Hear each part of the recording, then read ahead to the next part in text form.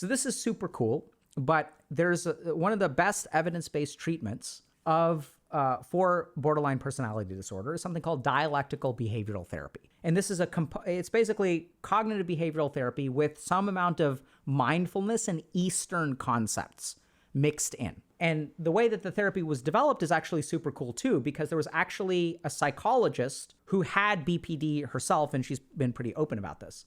And her experience was that, therapy didn't offer quite enough. And so then she got into mindfulness, and she discovered like one key concept from Eastern thinking, which in Sanskrit is Advait Vedanta, which then she found like, okay, this is what's missing from therapy. And the cool thing is that this is not an aspect of therapy. This is actually an aspect of Advait Vedanta and the meditative traditions. And everyone should be learning this kind of stuff. So what does it mean to encourage the dialectic?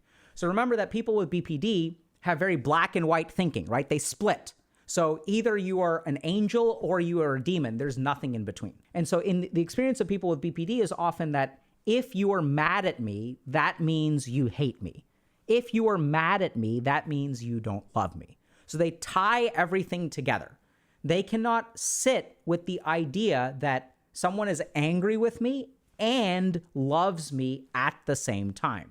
So literally the therapy that we try to engage in is to teach people that, hey, someone can be mad at you and love you at the same time. That someone can treat you really well and not love you at the same time. Because the sad truth is that oftentimes people with BPD will wind up in abusive relationships with narcissists. And those people will treat them well sometimes, but actually not really be invested in them or will take advantage of them. So one of the key things that you can do in the relationship is encourage the dialectic and even ask questions like, hey, if we're having a fight right now, what do you think about whether I love you or not? If we're fighting, does that mean that I can love you at the same time, or does that mean that I don't love you? And that's where you can have like a calm conversation, hopefully, and you can work at it that, hey, just because I'm mad doesn't mean that I don't love you.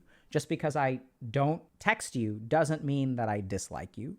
Just because you keep on asking me whether I find other women attractive and I one time say yes, doesn't mean that I'm going to leave you, right? There are all kinds of things, and encourage that dialectic where both things, two conflicting things, can be simultaneously true.